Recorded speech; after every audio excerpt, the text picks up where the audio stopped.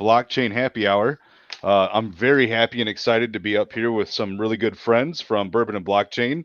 Today we have Myron Paynes. Myron Paynes, how are you today, and how's the market treating you? I'm good. When I go long, the market drops. When I go short, the market pumps. So yeah, that's great, man. So I'm Yep, doing good. absolutely. It does the exact same thing for me. Also today with us we have Mr. Moon Maverick. Mr. Maverick, how are you, sir? I am wonderful, Draco. How about you, man? I'm doing great. It's been a good week. You had that long holiday weekend, had a lot of fun with the kids, and just enjoying life. Took a little break away from all this madness in crypto, but still paid attention a little bit. But yeah, everything's been good. Yeah, I'm kind of in the same boat myself. Took some time off, have kind of shut the computer down more often than I have in the past. And honestly, this past weekend was really good. So I don't know. Summertime's here. It's beautiful weather. We're gonna be sitting around a pool a lot more. So I'll still be here, but I'm gonna be using my time wisely. Absolutely, and I think everybody needs to do that. Like, it's not like you're missing out on anything right now, right? Nope, So not at all. now's a good time to take some time to yourself and to kind of reflect on what it is you're doing and what everybody else is doing. And lastly, but not without any huge fervor for everybody to pay attention to, Mr. David M. How are you, sir? The foot. There it is. mean, I'm doing just fine. Ethereum is low, NFTs are pumping, so I'm actually living the dream, man. This is what it's all about. People complain about the bear market, but I look at it as an opportunity to load up the bags and just hanging on for the ride. Loving it. Absolutely. We're going to talk a little bit about that today. We have a couple topics that we wanted to discuss with everybody, and we just kind of keep it light and have some fun. But also, while doing that, we're going to try to give you guys some education as well. So we'll see how it goes. Before I get into that, what is something that you guys are looking at right now? Are there any projects you guys are hearing about? Are there any projects that you've seen posted a lot on Twitter or in Discord? What's something you're paying attention to? Mr. Myron, we'll talk to you first. Honestly, I haven't been looking at any new projects because right now I don't. Right now I'm just more so watching the charts and kind of playing more. I'm focusing on stocks a little bit more right now, and a little bit more on just crypto trading in general. So, unfortunately, haven't been looking at the new stuff, and I don't think any new thing is really gonna pop off in this market. So I'm spending my time on the on more technical stuff. Nice. What about you, Mr. Maverick? Yeah, so I'm thinking more of the long game, more like Myron. I wish I had the mindset of David, right? Like I just don't have it in me to search out the newest, latest, and greatest NFTs and flip them for a profit. That's something I wish I had in me. I just don't, right? There's a few NFT projects I'm in that I'm really passionate about. I think we all know a little bit about Salty Pirates being one of them. And I love the community, right? I do, and so it keeps me engaged, and I want to be an active participant. But as far as new projects, I'm really not seeing anything that really catches my eye at the moment. So I'm leaning right now more into yield nodes and just a little bit into Horde as well. Yeah, yield nodes. If you've been in the Discord, thank you for everybody that's coming to listen. But if you've been in the Discord, we've been talking about yield nodes since end of February. So we didn't get on it like super early, but we've been paying attention, and I've been involved since March, and it's been a pretty good project. And it's one of the only projects. There's very few projects out there that are continuing to provide a yield consistently, and right now that's one of them. So yeah, I mean they deserve all of the congratulations and all of the hard work that they've been doing because they've been kicking ass right now. I think this last month in May they provided 6.5% APY on your whatever you had invested in there. So I mean that's pretty crazy that they're providing that returns in this market that's very volatile. Yep, yep. That's my thought exactly, Draco. 6.5% in this market is kind of astounding. I honestly was watching eagerly to see what would happen with the market and see what the final percentages came out to. And so I was happy, right? I think if they can withstand a significant drop in a bear market like we're currently in, then I feel much more confident about their longevity. Absolutely. And then, Mr. David, what are you looking at right now? What kind of projects are catching your eye? Anything that's big or interesting? At the moment, I mean, I'm still possessed by the possessed, but that one still hasn't minted yet. I'm like literally trying every single day to get me that sweet whitelist spot, but no go. So at the moment, I'm just lurking around, checking to see what's buying, what's selling. I'm seeing a lot of transactions of this new project that just came out. I don't know, 10 minutes ago. It's called Goblin Wrecktown, but I'm just sniping, trying to see what's good. Yeah, I think that in order to be in a space like this, especially a fast evolving economy, something that's different, something new, you have to be able to be flexible and be willing to do things that you're not used to. And I'm still learning that. So, I've purchased NFTs, I've been in the NFT space, but I've never been like hyper NFT focused or flipping NFTs for a large profit. And that's something that you're really good at. And I hope to learn more and more about that through you because you've been really excelling at that, in the past few months. And I think you have a lot of knowledge to kind of like give people here in the near future. And I'm really looking forward to that. Absolutely. I mean, that's what it's all about because I learned by losing a pretty penny. And I hope that everybody doesn't go that same route. So if there's anything I can do and it's teaching people, man, that's what I'm about. Perfect. That's Perfect. that's what we're here for, dude. Because I mean, if someone learned one way, somebody else is going to learn the hard way again. So Exactly. we could avoid that as much as possible. Absolutely, because it's just such a fast growing space to the point that it's too hard to keep up with. You could Right. look at one project right now and you think, oh, this is the gold mine, this is the next moonshot. Yeah, it's probably going to die in the next 2 seconds. So it's Hmm. just really hard. So you just got to be on top of your game. So the way I do it, if I buy an NFT project, I am not leaving my computer. I'm staying there until the moment I sell it. It's not one of those walk away, come back a few hours later. It was like, oh, look, it pumped and Bill. I mean, some projects are like that, but if you see the floor price rising, you want to make sure you hold on to your seat, grab yourself a drink and some food because it's going to be a long day.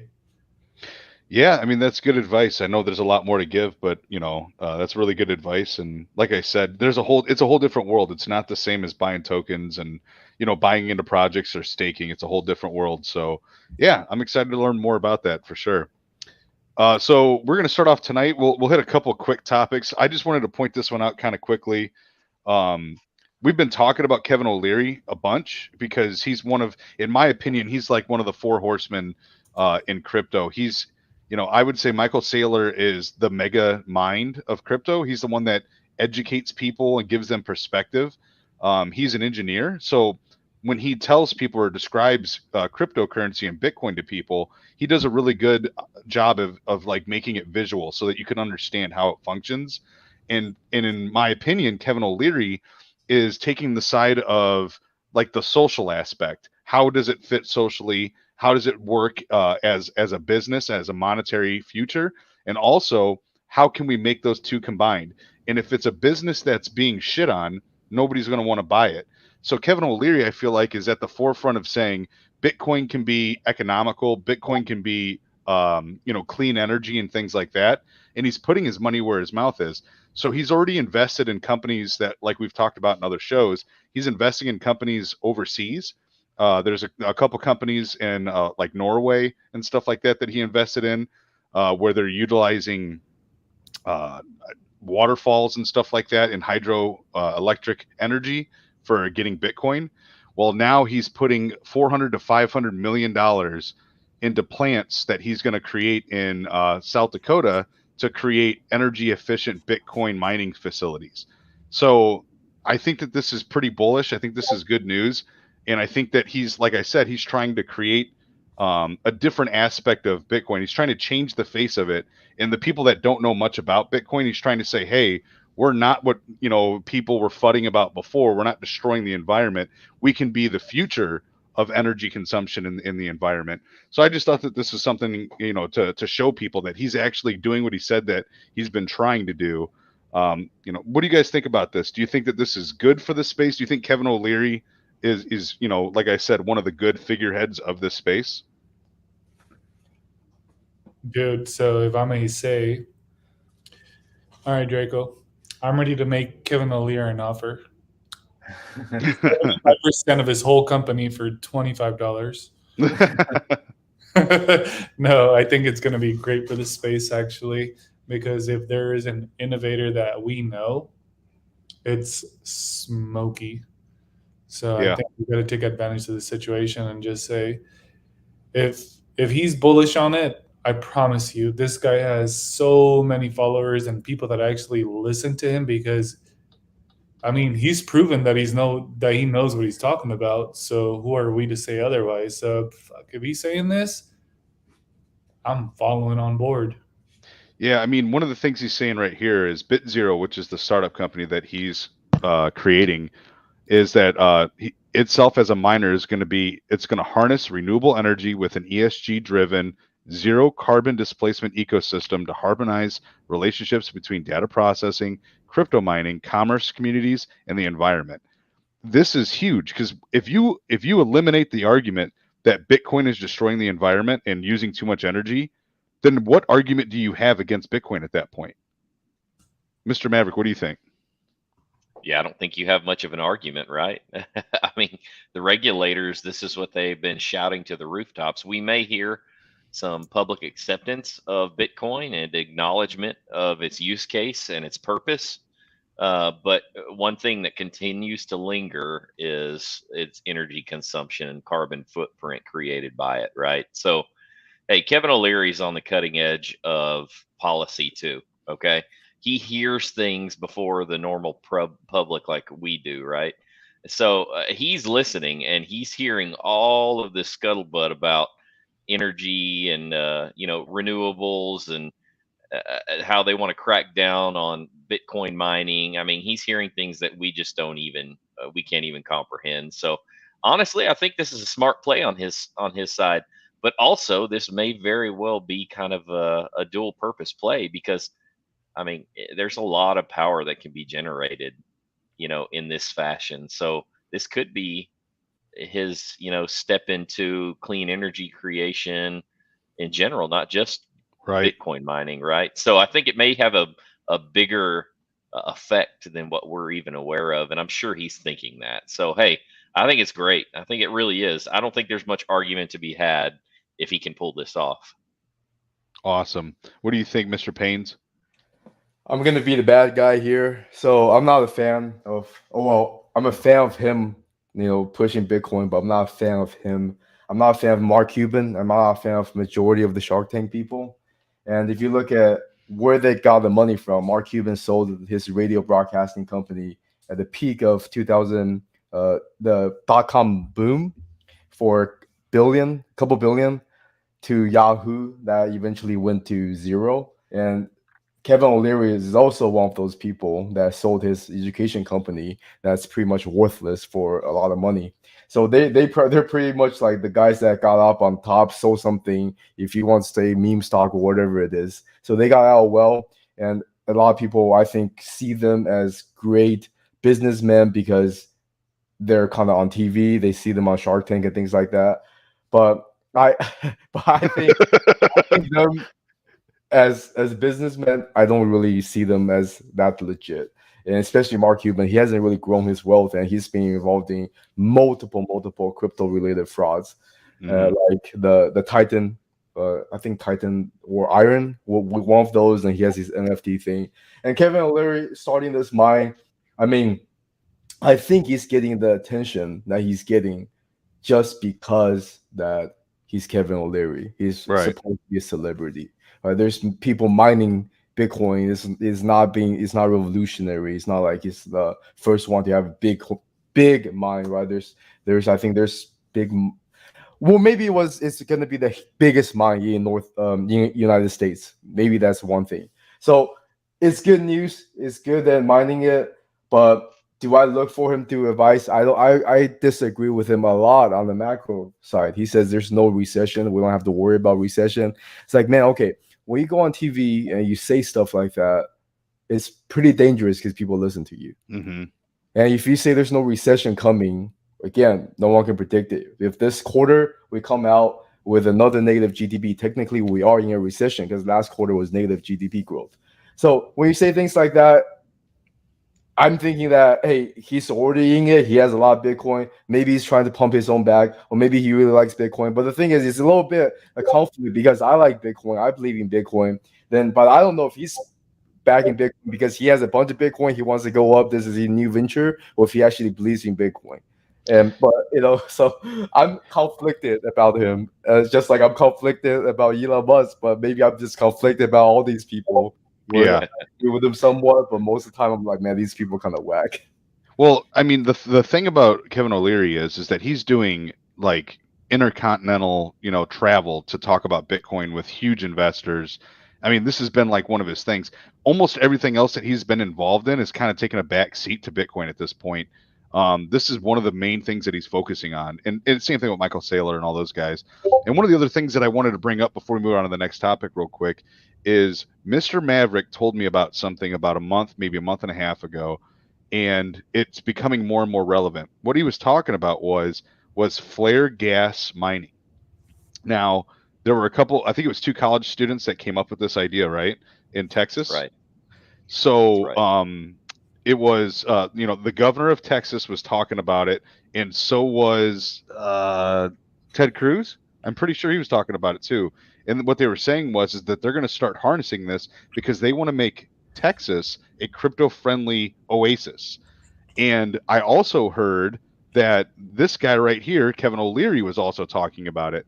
So maybe, because I know North Dakota also does, drilling and oil production, they could potentially doing some off-gassing production as well. Who knows? But I think that these ideas that keep coming up are just huge for the industry. And as long as we keep innovating like that, I mean, the sky's the limit for this stuff.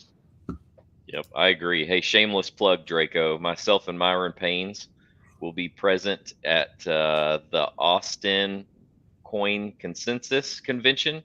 Not this weekend, but the following. So if anybody's interested in coming out and meeting us, just shoot us a message. Yeah, we're just going to be there participating and learning from the best. That's awesome. That's awesome. Yeah, we got to get some more merchandise. We got to get some shirts so people can see each other in public and meet up that way as well, right? Put a beacon I out know. there so you can meet your Yep. friends and get together, right? But I'm all gonna in get a due time, it's tattoo. coming.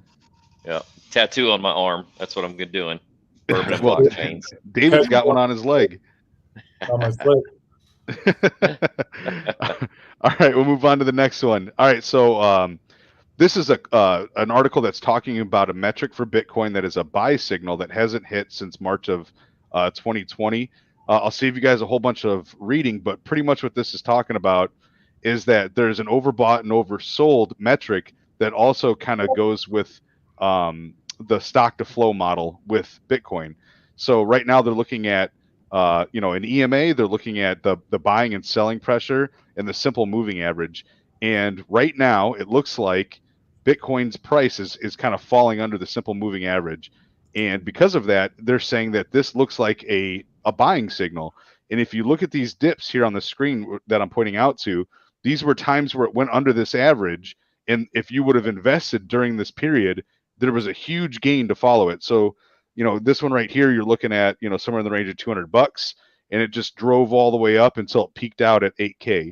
Then it came back down, and when it hit underneath that simple moving average again, it was around looks like somewhere around 2,500 or somewhere like that.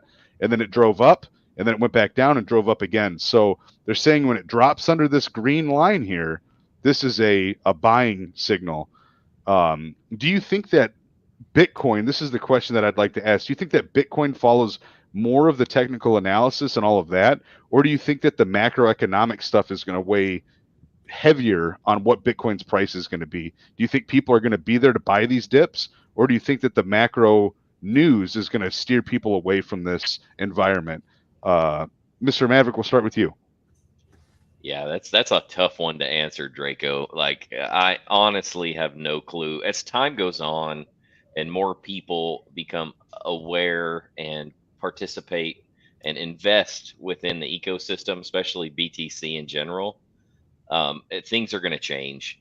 I don't think that the chart is going to diverge much, at least for the next couple of years. We've been talking about mass adoption, regulation, and things being kind of the key indicators of what's to come and the next big boom. We're not there yet, so I think it's safe to say, at least in my opinion, that we're probably going to continue down the same status quo chart that we've been seeing, right? So if it were me, if I read this chart and I believe in what they're selling here, and it's moved below this average, then I'm dollar cost averaging, right? And I'm going to do it all the way through. In fact, if you're already dollar cost averaging, I would probably increase it at this point, right? And because trying to find the bottoms almost impossible. So that's what I would do if I read this chart and I go, yeah, I want to try and capitalize, because I do think it's going to follow a similar curve, at least for the time being. I think it'll diverge later on when regulation hits, but that's still to be foreseen. Myron Paynes, what do you think? One sad thing is we always want the decoupling of stocks and crypto, and now we have it, but it's in the opposite direction where stocks are pumping and crypto is staying flat. So, which signals to me that the market is not risk on yet. And if you look at the total crypto chart, we have been ranging here for a couple of weeks, I think since early or mid-May. So we haven't really made any drastic moves up. It's kind of range bound. So is there a reason to buy this?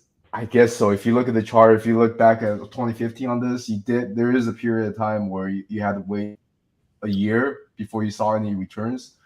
So I think any reliance just purely on the one simple technical is probably not the whole picture. I mean, even people with TA, they'll say you're looking for a confluence of factors, right? So I mean, it's fine if there's a DCA strategy, but I'm scared because right now I think the stocks can pump up to, SPY. If we talk about SPY to 420 or 440, and there's talks where the Fed's not going to raise rates, which I think is a terrible decision they'll make. But I think they would make a decision like that because it's so corrupt, man. Like I'm kind of sick of this whole system, kind of going on a rant. But they need to keep getting inflation under control because it's affecting people. But if they don't raise rates, it's not going to do a thing.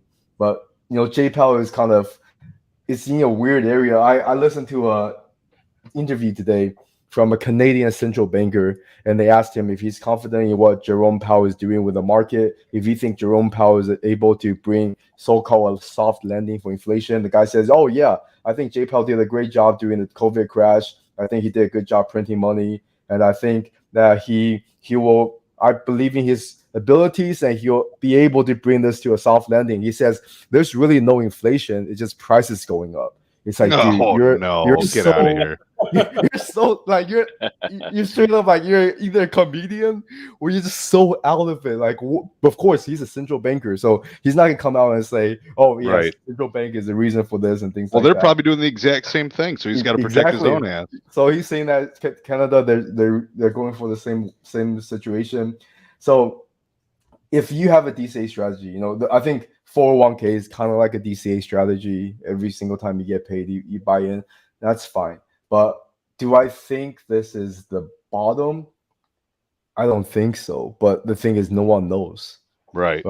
So yeah. So you can buy. I think if you do buy, I think do what Maverick says.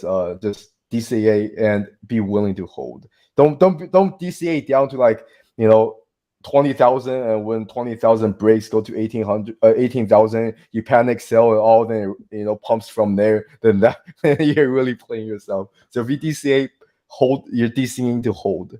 And if it goes up, you have profit. You take some profit in this market. Other than that, I would just watch it. Yeah, I think that it's important to remember, that this is Bitcoin. Bitcoin's a 4-year investment if you're going to hold it, right? If you're not a trader.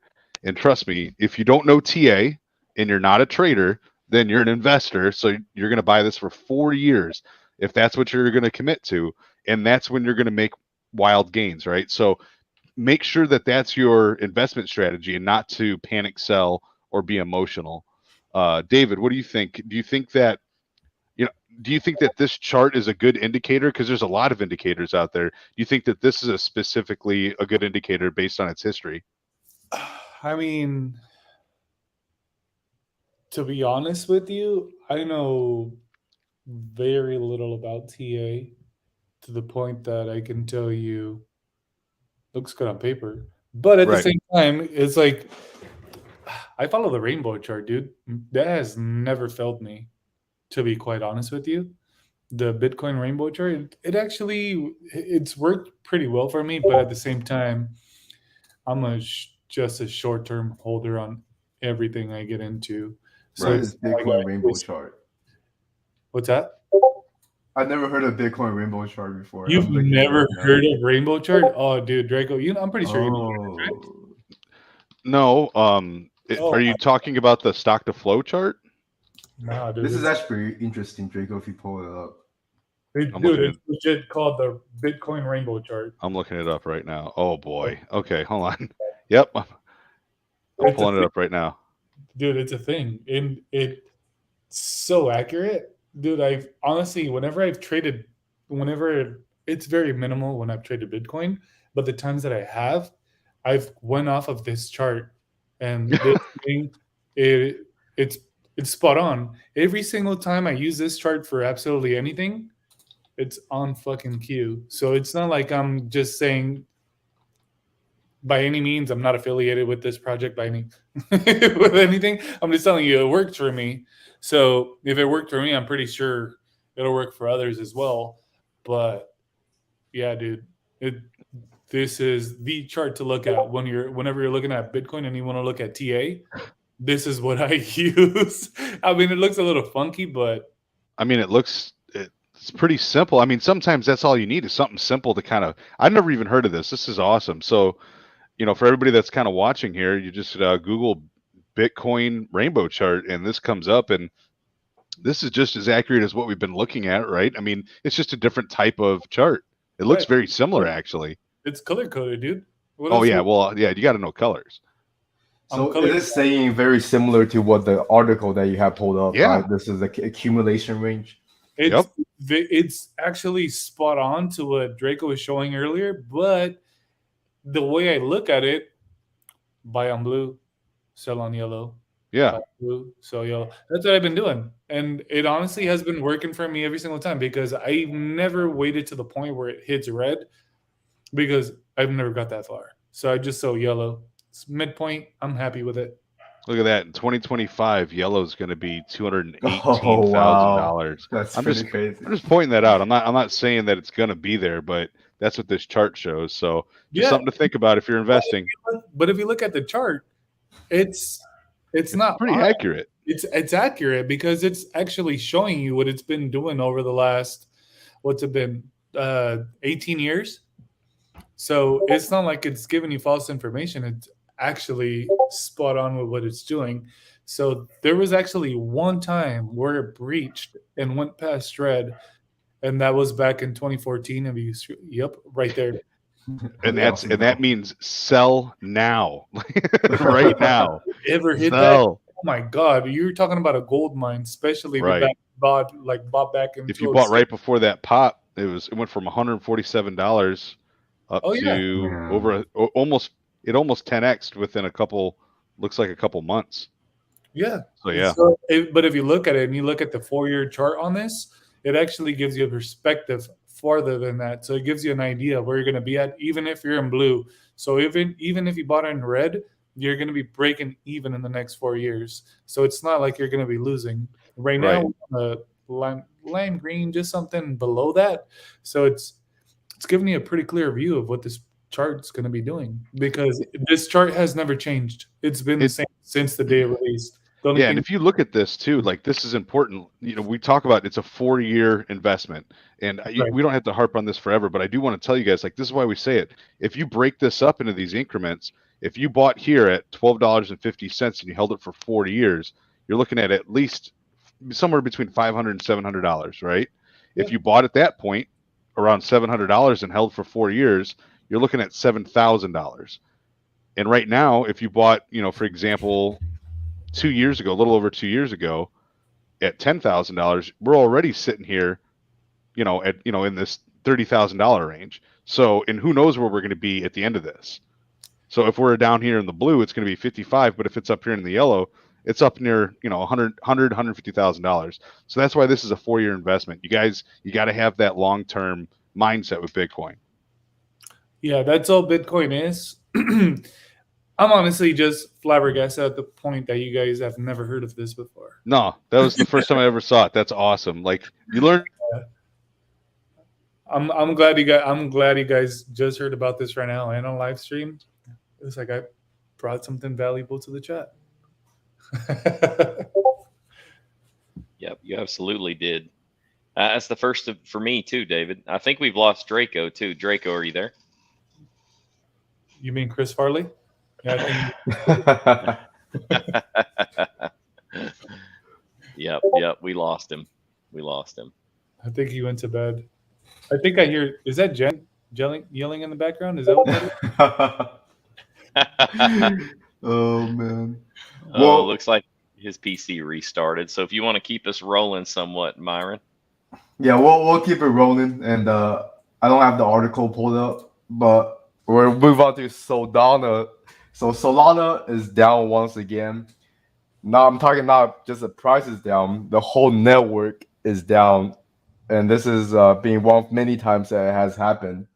And this is supposed to be one of the biggest crypto project right now, still top 10, I think. And it's one of the biggest venture capitalist backed projects, but it keeps having these issues. And I think doing a flash crash, I think in November, or was it December of last year, it was down and there's no transaction that could go through. And a lot of times you say when it's down like this, people say, oh, if you're not doing transactions, it's fine. But the thing is, if price is crashing, you need to get some, you need to sell or you need to do something, man, it's not a fun time. So we'll talk about Solana. What do you guys feel about Solana? And are you guys bullish on this project, or do you just think this is just another overhyped project by the venture capitalist? We'll start with David. All right. So, as you guys know, Solana is actually performing its best when it comes to NFT projects, same as Ethereum. I mean, Solana it's pumping. I mean, its NFT projects are not the coin itself, but like I mentioned to you guys before, it's whenever the coin is at its lowest, you actually get the most buying on NFT projects whenever it's low. But since it's down right now and you can't buy, there hasn't been an okay bear sold in the last 6 hours. That's huge because, I mean, Solana is basically running off of this project alone because all the royalties and everything behind it, from my understanding.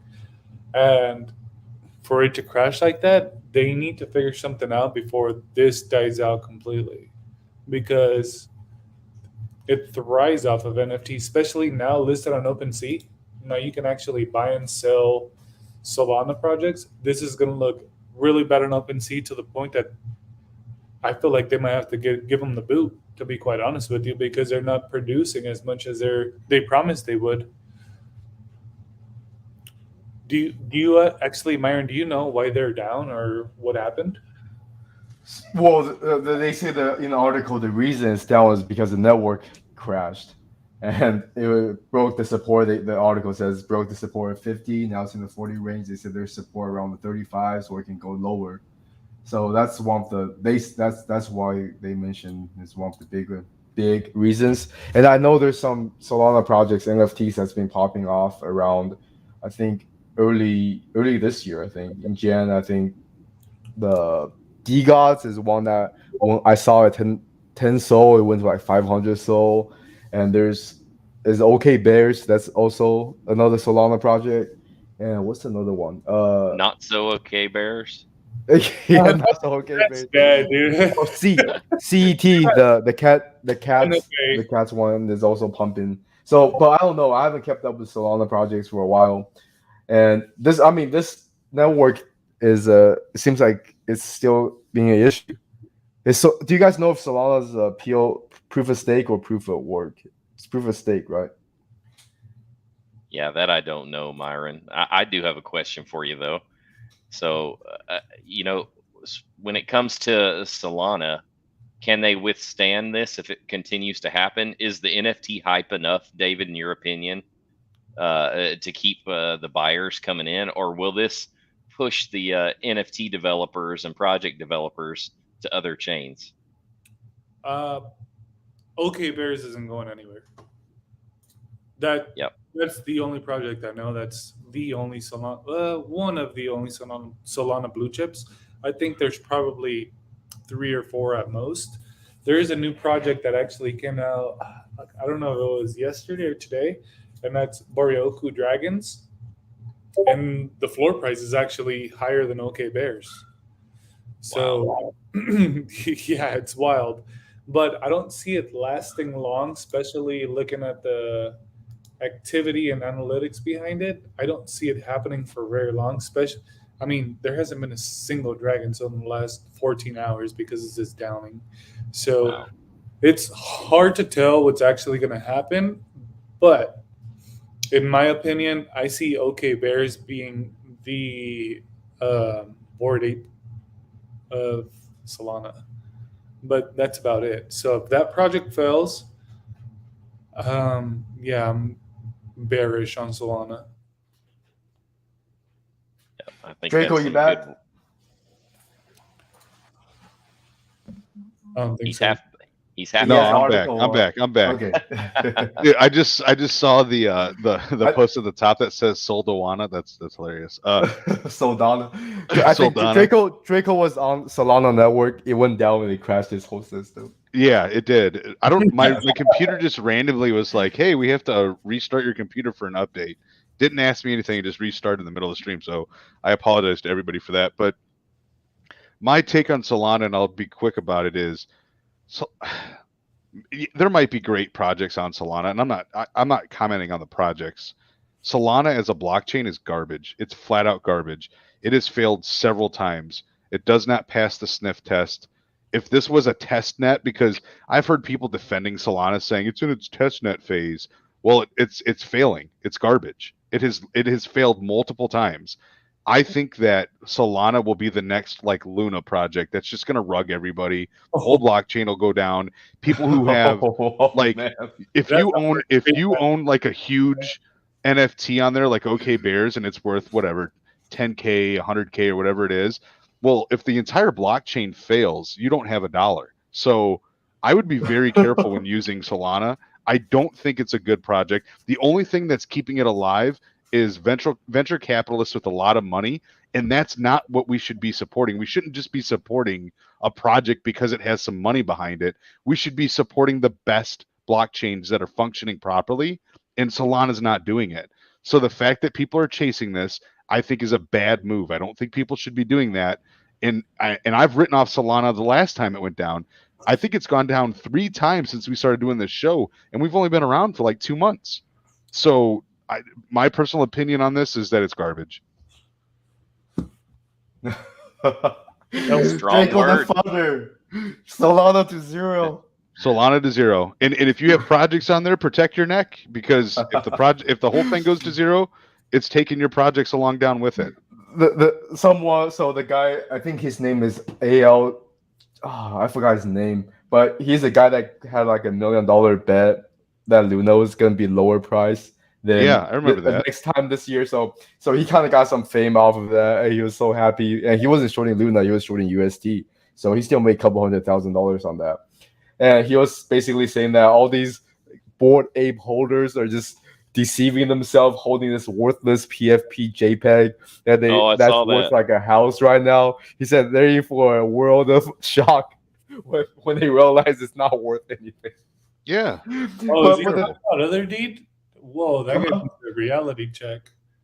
No, but the thing is that guy, he says something that's really controversial. He also says like TA is completely useless. He's like, what's the use of drawing like random lines? So he has a lot of controversial opinions. But the thing is, he got he got Luna right, or maybe he just like a perma bear on everything.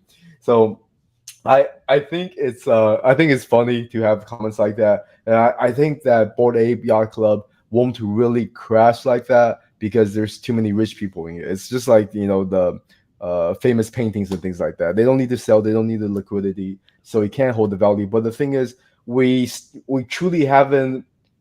The NFTs, I don't think were popping off during the maybe they were the last bull run we have for Bitcoin before the huge crash in 2018. So right now, I don't think we've seen the worst of it yet. So I don't know what's going to happen with the TFT liquidity. I know David can speak on this, but I think the liquidities have been dying down a lot, right? They said like 90 something percent of the wallets are not active anymore, or something like that. Maybe I'm quoting random stats, but I do remember hearing that a lot of people who were in NFTs are just completely out of it right now. So who Yeah, I knows think what that's a the huge part Bored Ape will of go. crypto in general right now, right? Yeah, there's no So- interest. So about NFTs, I feel like when the price of Ethereum comes back up, I think what's going to happen is a lot of people are going to start losing interest in it. It's because of the dollar amount they're actually spending on Ethereum based projects, as opposed to being right now that it's so low. So if Ethereum goes lower, I see the market going for a bull run just on OpenSea with Ethereum projects. But if the project goes up, I see it taking a nice little crash because no one wants to spend the gray, no one wants the gas prices, no one wants to do anything about it because I mean, if you're spending 1 or 2 Ethereum right now, it's gonna be stacked compared to the prices today, as opposed to seeing a $3,000 Ethereum Mhm. or something on the lower side. So that's the way I've always looked at it. So the lower Ethereum, I see the more pump on projects like those. The higher up it goes, I see it crashing. So right now, it's the perfect opportunity for me to get in it and get as much in as I can, as opposed to waiting for the next bull run. Because when the next bull run comes, no one's going to want to spend $150, $200 on just gas fees alone. Right. We're getting comfortable in a situation where we're spending dollars, literally $3-4 on gas fees as comparison to 100. Like I said, it just doesn't make sense. People are going to lose interest immediately. Yeah, the Ethereum blockchain needs to change. I think we can all agree on that. Ethereum needs to, I guess, we're going to talk about that at the end of the show, but they need to make sure that the things that they're looking at doing to their blockchain happen and happen quickly, or else somebody else is going to take that role. In my personal opinion, is Solana is not going to be that project. I was just going to say Solana. Yeah, it's not going to be Solana. Protect yourselves. Be careful. Research. Just if it was your first day to research Solana and be like, hey, this looks like a good blockchain, I'm going to invest in it, and you did a little bit of research, you'd see that it just keeps failing and shutting down, and that it can't handle the amount of load that's on there, which is not even a fraction of the load that Ethereum handles. You would probably steer away from it. So I don't understand what the pull is. So I don't know, just my personal opinion. I'm usually not that stark on a lot of these subjects. I'm usually pretty, in the middle on things. But with Solana, I just take a hard stance. I just don't think it's a good investment, personally. What about AVAX, if I may? I like AVAX. I like AVAX a lot. It's one of my favorite alternative blockchains, to Ethereum, and I also like Phantom a lot. I think Phantom took a big hit based off of public relations, based off of some of their people that were involved in creating the blockchain and them leaving. I think that had a huge punch in the stomach for that whole entire ecosystem. But to be honest with you, the whole ecosystem's doing just fine without them. So I mean, I think those are two really, really good blockchains to invest in. Agreed. Just wanted to see. I think AVAX is actually really strong, and AVAX, the thing is, did lose like 200 something million because they did a swap with Luna, and so that did hurt them a little bit. But I do believe that AVAX is probably one of the top ones up there. Yeah, I agree. Altcoins. it's like I root for Phantom because I think it's an amazing project. I think it's fast. I I think it like Phantom scales. too. Yeah. Like I'm like rooting for the underdog when it comes to Phantom because they don't have as many projects and users on it yet, but they're really really good and they're really cheap and they're really fast and scalable. So I root for them because they're the smaller dog in the fight. Now, moving on to this next topic is crypto whales ditched Tether for USDC after the stablecoin panic. So, as everybody should know, UST and Luna had a crash, and UST fell out of its peg. But there was a lot of FUD and a lot of people talking about Tether USDT because it is. There's a lot of speculation that it's not backed by really anything; that it just prints money. Whether or not that's true, we really can't even compare either way because they won't share any information. They do not disclose all of their backings and all their money and what backs UST. I'm sorry, USDT. So the reason why people are kind of you know leery of it is because they don't have all the information and they're not as forthcoming, whereas USDC is much more forthcoming and is apparently backed dollar for dollar with the US dollar. So are you guys surprised by this move? Are you surprised that people jumped off the train of USDT and jumped off to USDC, and do you think that we'll see more of that kind of stuff in the future? Yeah, I'll kick I us off. jumped off the train on my KuCoin. I swapped, so I have some in the futures account for trading, but the rest I'm kind of holding in a stable coin. I did switch it from USDT to USDC, so I'm holding that right now. And I don't think, man, like but the thing is, if USDT does crash, man, that's gonna be a huge hit to the I think crypto all market. of crypto is going to have a huge problem. Oh yeah, man, it's not gonna be good. So hopefully they can hold the peg. But the thing is, even with this huge move, right? And I think they did dip a little bit right after the Luna incident, but now they're back at peg.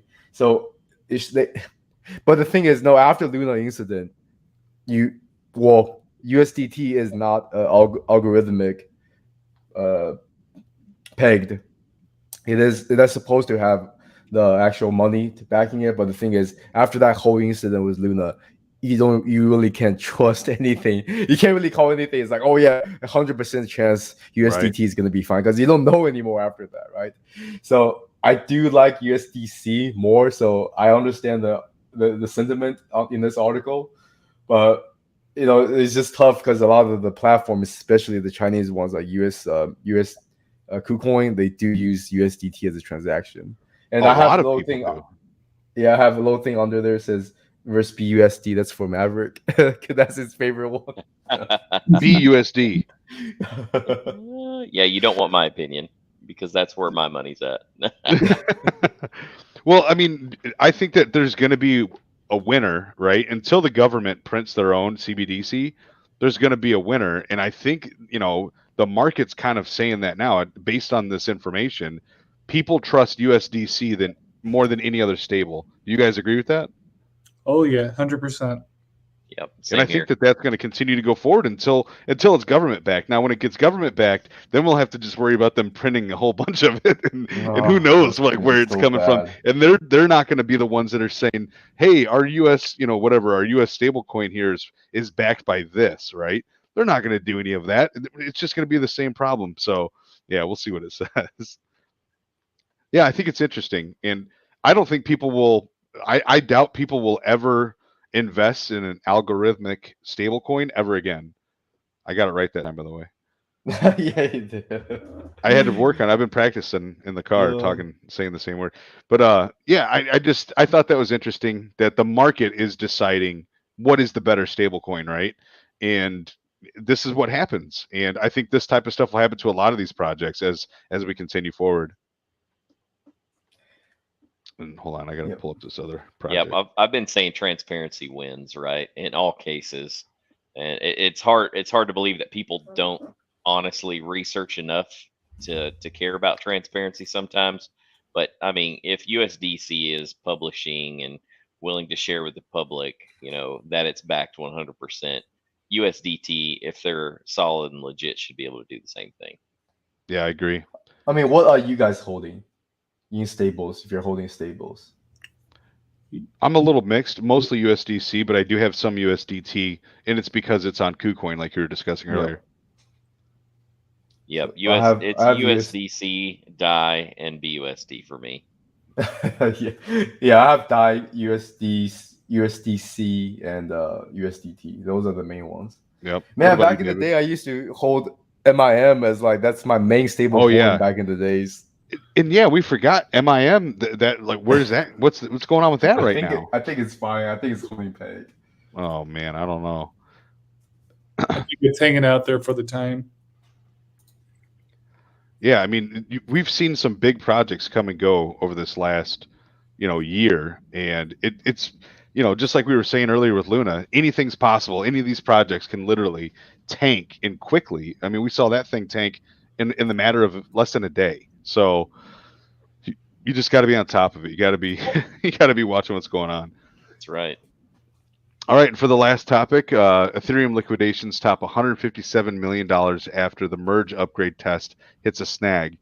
For those of you that don't know, Ethereum is upgrading to Ethereum 2.0, and it's been doing so for about 3 years. And it has had delay after delay after delay. And that merge also includes going from proof of work to proof of stake. So there's like a lot that's going on. So just based on this right here, people saw that there were some issues with their test net and that it wasn't working the way that it was supposed to. And a lot of people are attributing that the drop in price to that and, the market. I think that it's a little bit of both. I don't think it's just the fact that the test net didn't run that well. I think it's a little bit of everything. I But think it's a little deceptive, the title. I think it's they're saying that it got liquidated, and this may be one of the reasons. But yeah, whole market is dropping. So exactly, the whole market's going down. So like, I think that Ethereum did a really good job trying to stay above $2,000 for as long as it did, and I just think that it just didn't have enough money coming in, and it just started to fall a little bit. But what do you guys think? Do you guys think that Ethereum 2.0 is going to have a huge rally like when it launches? Because I keep hearing different people talk about it, that Ethereum 2.0 is going to launch and the price is going to moon. It's going to be $5,000 at a minimum. We're going to see all-time highs just because of the merge. And I'm a little skeptical of that. Like, why would the price go up so much just because of this merge that's been lingering for several years, right? And furthermore, I do think that it's important for these projects to take their due diligence. Like, again, Luna is a great example of that, right? Sometimes it pays to measure twice and cut once. And that's exactly why this is taking so long. They're trying to make sure that there aren't as many errors. And remember, Ethereum is the big daddy of use case blockchain, right? Bitcoin is more of a store of value and like a currency, a transactional value coin, and this is more of a use case coin. So everybody's gunning for Ethereum's spot at the top of the chart. And if they screw this up, that there's huge implications for that. So the question is, are they going to get this right? And do you guys think that once they get this right, that the price is going to go to the moon? David, let me hear what you think. So it's a tricky situation here because it's following a trend. So if everything's going down, I mean, there could be a small pump, but it depends on how the merge works. So if you're holding Ethereum and there's a small pump, the people that are whales and holding Ethereum now, they're gonna dump on the project. So it's a hard situation to say it. And I mean, it probably could go back up to the 2000 range if it were to happen, I don't know, tomorrow per se. But it's hard to say how long it will last. I'm not saying it's going to hit all-time high. All-time high. On the contrary, I think it's going to be nowhere near that. I think at the most it'll be like 2200, 2500 before people actually start dumping. Mm-hmm. But Mr. Maverick, what do you think? Oh, I'm sorry. No, I'm just saying that's on a good case scenario. I'm not saying right. It's, you know. Yeah. So Draco, I think honestly, like the 157 million in liquidations or whatever the figure was, I wouldn't attribute it to a snag so much as the overall market sentiment, right? And people are moving their money around, trying to play it safe. As the market's dropping, people are taking profit, trying to protect their assets for a potential rise later, right? But back to your question was like, hey, what do you think is going to happen to the price whenever I think they announced August is when they're trying to take it live? Mm-hmm. Well, what happens? Well, there's two scenarios. It goes off without a hitch, just like they planned. I think things continue to truck along. I don't think it's going to change fundamentally the Ethereum blockchain if it goes to plan. And so I would expect it to continue the course that we're on now, right? Whether that's positive action or negative action, depending on what the market's like in August. But it could go complete if they have a snag, if something goes wrong when they launch this thing, and like any new project, there's often issues. It could absolutely result in a bloodbath. And so I think a lot of people, at least the smart money, is really thinking that through, and maybe removing a little bit of their money from the network before that time happens, because we just all have experienced it, right? We got into something we believed in, we truly thought was going to be great. They have a horrible launch, something goes wrong, they manage to fix it, but by that time, market sentiment is at like an all-time low, and Mm-hmm. therefore the trajectory of the overall project is just not what it could have been. And so I'm kind of a mixed bag for me. I don't see it mooning though. I don't see it going from 2,000 to 5,000 just because of this new upgrade. Uh, I really think that it's going to be a result of the launch and the significance on how it changes and benefits the communities. Yeah, I mean, you hit a good point there, real quick. I want to interject because I've heard people talk about ETH 2.0 and what's going to be coming, and to be honest with you, the gas prices aren't supposed to change very much. That was supposed to be with EIP 1559 or whatever it was. That was supposed to lower gas prices significantly because they were supposed to put priority in there. So it really it changed it a little bit, but gas prices are still outrageous.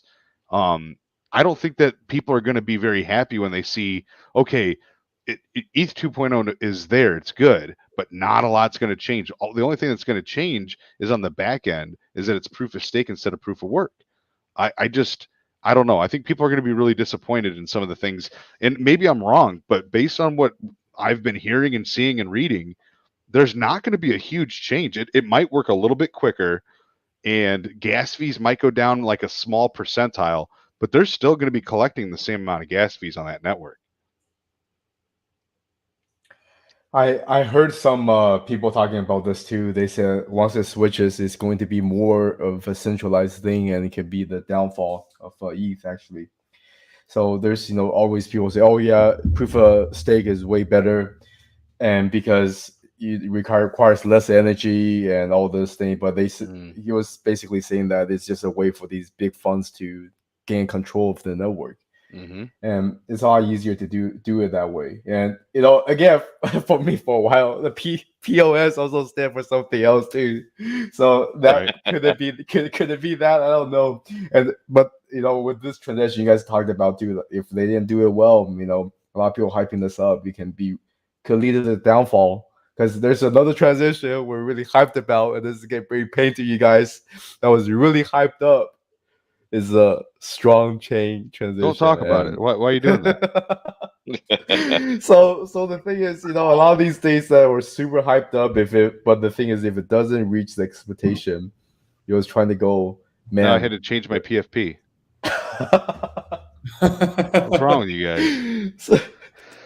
So really, we always said that Bitcoin and Ethereum is going to be the top, and maybe Ethereum is going to be around, but there's a lot of projects out there that's already doing what Ethereum's trying to do. That's already proof of stake, and is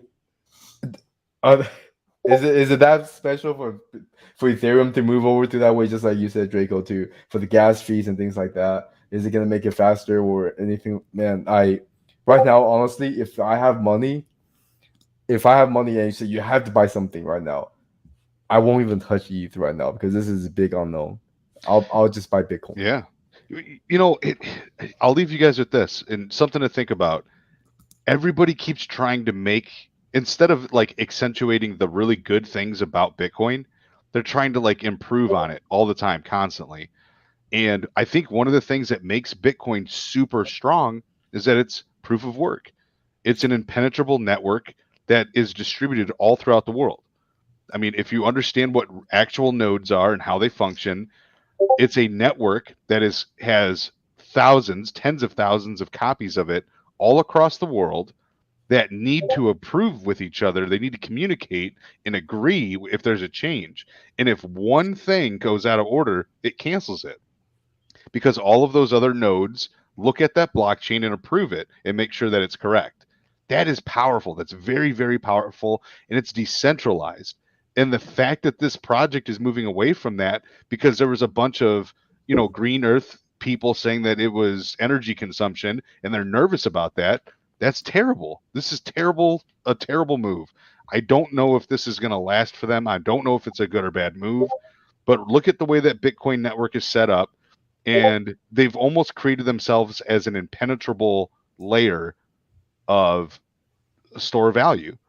And if they're going to move away from that fundamental, I just don't understand why they would do it. I don't understand it. So just because of energy consumption and FUD from people that don't even understand cryptocurrency, I just don't think that's a good move.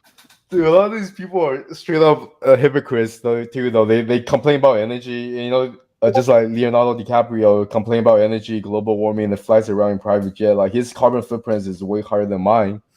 And there's people who say, "Oh, look, I'm helping with the energy crisis because I drive $100,000 Tesla." It's like, yeah, but most of that energy from the electricity right now is not coming from green energy. So I think it's these people who are just like, they can think whatever they want to think, right? Oh, Bitcoin is bad because the energy consumption and things like that. But I bet it's that whole argument, I think, is very, very flawed. I think, and it's just like, I think you guys brought up that there's other ways to mine Bitcoin. What's that thing that you said, Mr. Maverick, that you can use the heat or something of the mining? Yeah, it's just hydroelectricity, right? Yeah, They're capturing like streams and rivers. Oh yeah. So there's a lot of way where this can be mined, and there's a lot of energy.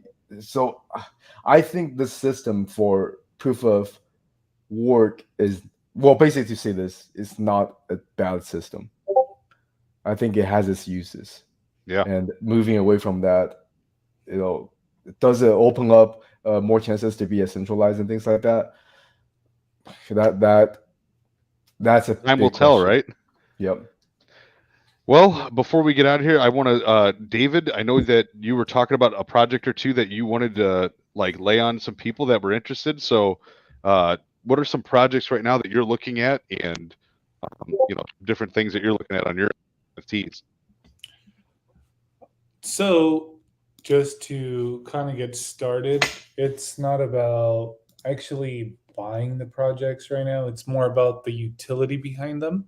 So, I mean, of course, you have to own one in order to do it, but there's one of them that, in particular, that's pretty cheap, and it's actually at 0.03 Ethereum. So, I'm actually going to be sharing my screen right now, if that's okay. Mm-hmm.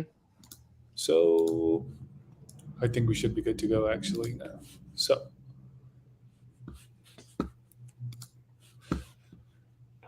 So as you guys can see, this is a project, Recon Rams, and if you look at the floor price, is at 0.03, which is dirt cheap if you ask me for an NFT.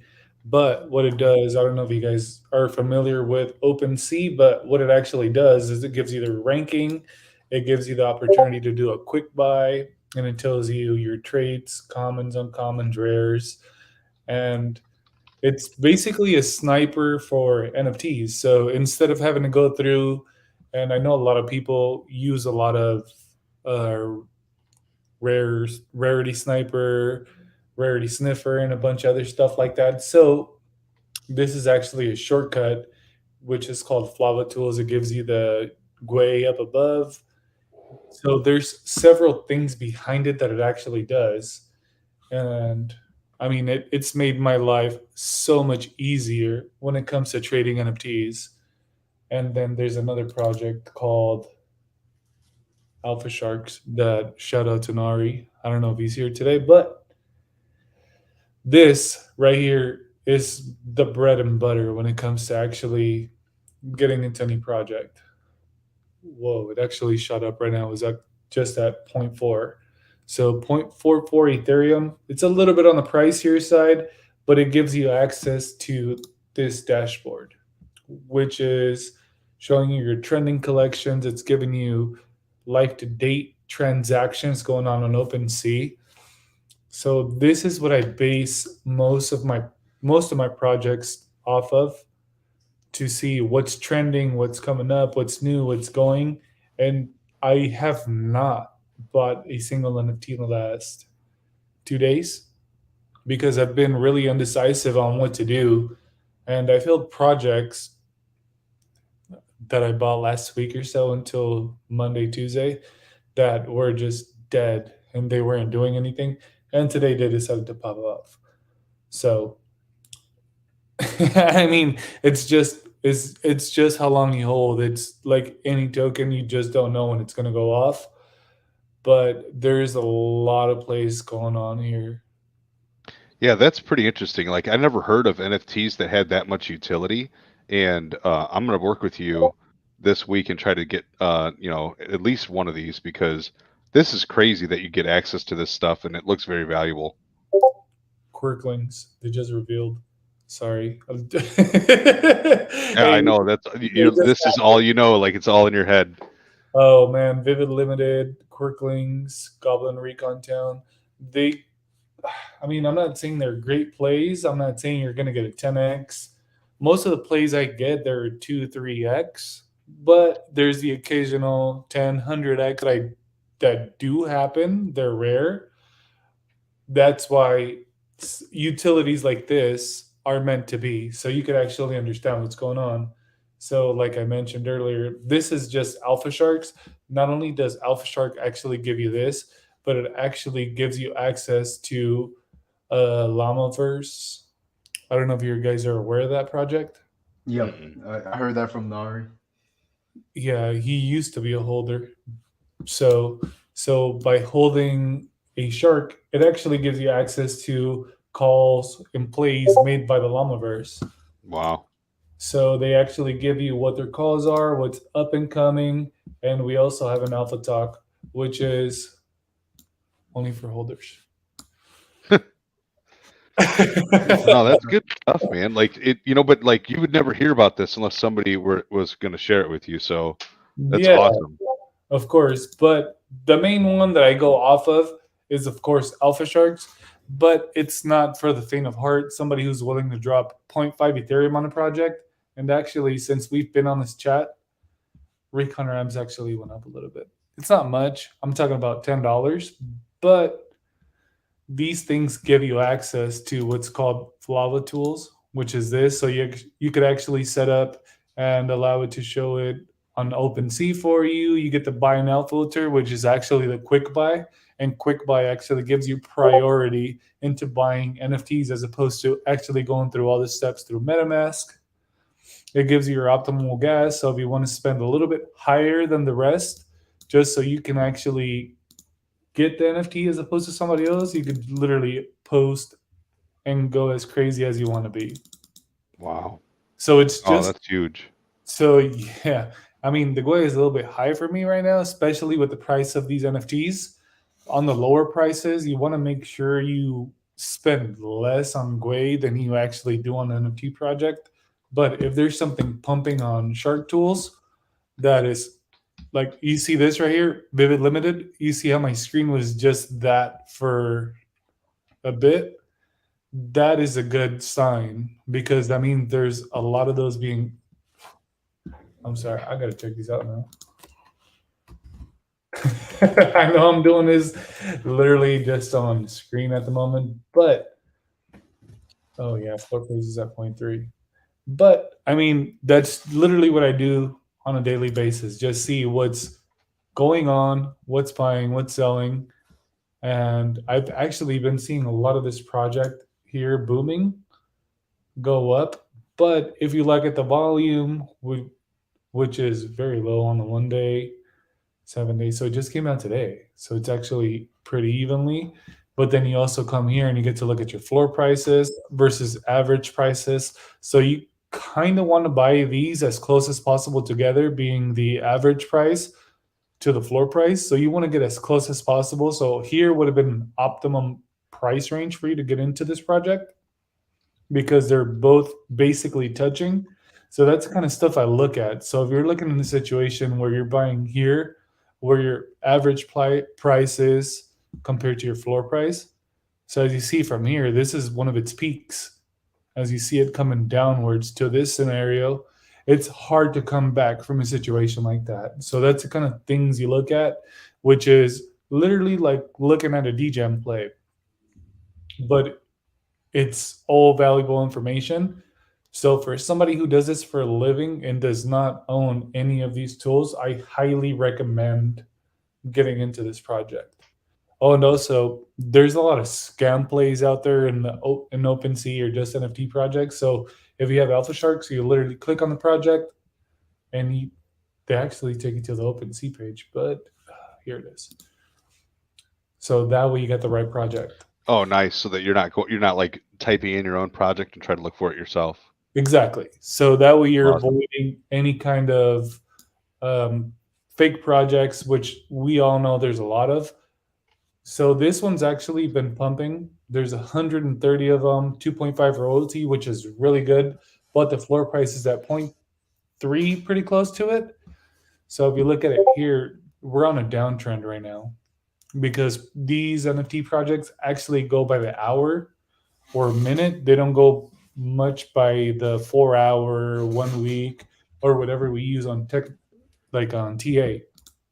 So we actually go against that. So the closer the project looks together, unless it's, I don't know, there's a lot of projects that are really ugly that actually do really well.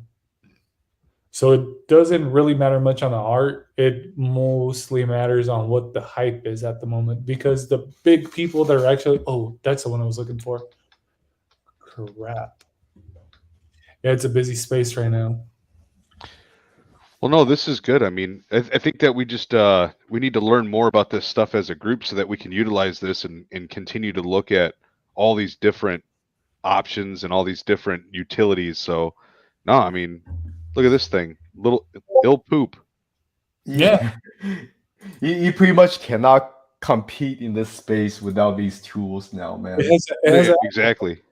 No, but not only is this actually a NFT that just sold right now, but if you were to actually look at this, there's 367 Ethereum traded for That's a project crazy. that looks like this.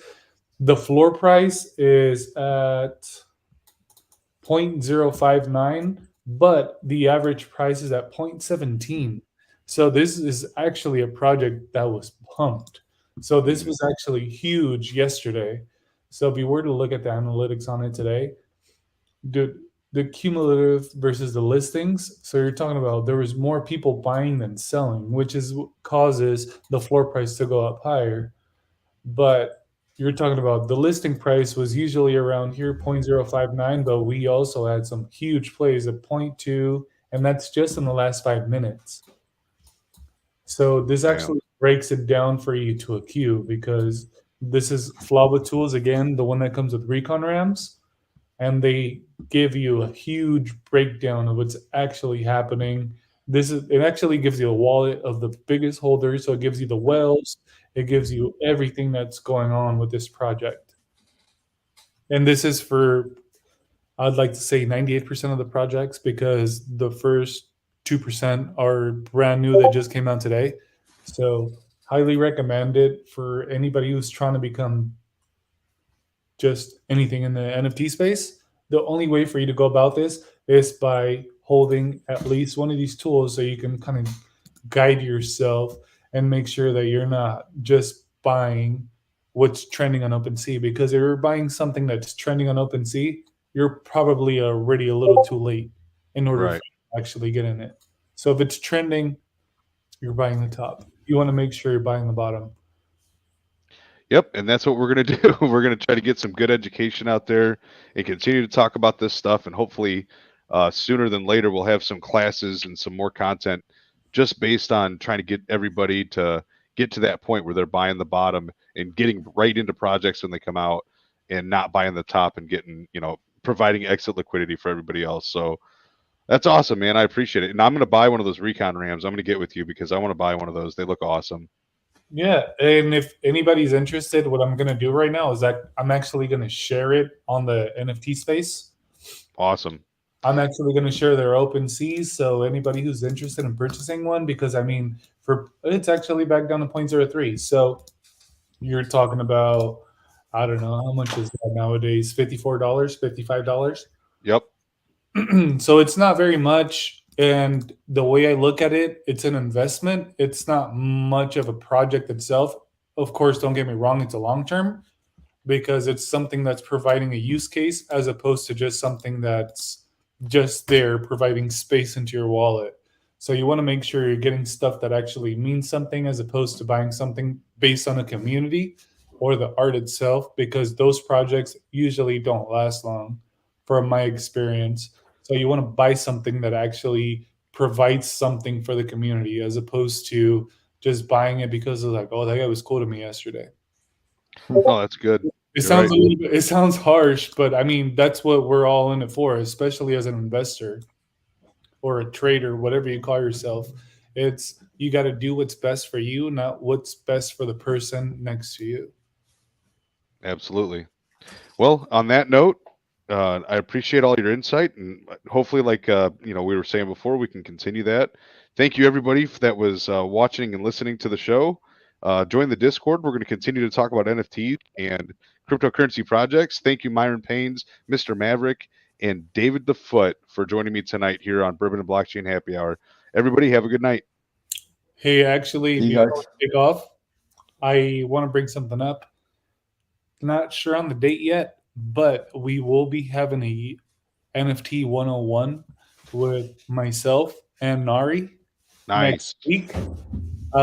We are yet to pick a date at the moment, but we're looking at 7:30 p.m. Eastern Pacific time.